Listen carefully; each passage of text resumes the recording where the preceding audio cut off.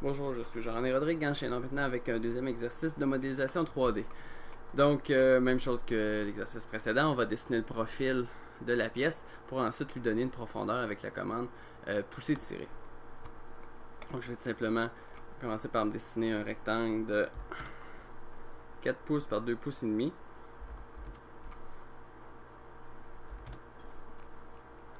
Ensuite, je vais fermer ici le côté à 1 pouce et demi.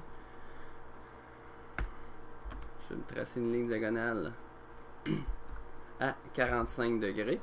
Donc je rappelle, en utilisant la touche Tab au clavier, on peut basculer la zone de saisie pour rentrer soit l'angle, soit la longueur de la ligne. Donc je vais verrouiller à 45 degrés l'angle, puis la longueur, je ne vais pas m'en préoccuper. Je vais la dessiner plus longue que ce qui est nécessaire.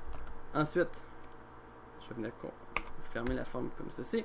Et avec la commande ajuster, je vais venir supprimer le bout qui est en trop. Je vais enlever la ligne de ce côté-ci. Et je vais utiliser la commande miroir. Donc, je vais trouver le point. Non, j'avais pas le bon point milieu. Donc je vais recommencer. La commande miroir. Je m'assurer. Là, je m'assure d'avoir bien le point milieu. Et voilà, la forme est fermée et correcte. Donc, pour que ça aille mieux pour la suite, je vais me placer en perspective. Donc, je vais cliquer sur un des sommets du cube de navigation.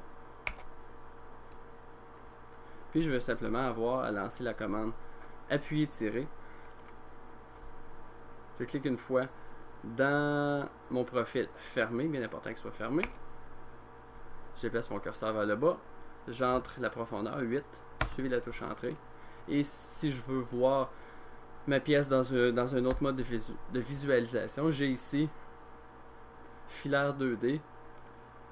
Je peux cliquer là-dessus et avoir d'autres modes de visualisation. J'aime bien réaliste ou conceptuel. Conceptuel, c'est parfait. On peut faire pivoter notre pièce en appuyant au clavier sur Shift et la roulette de la souris. On peut tenter de la positionner dans la même orientation que l'exemple.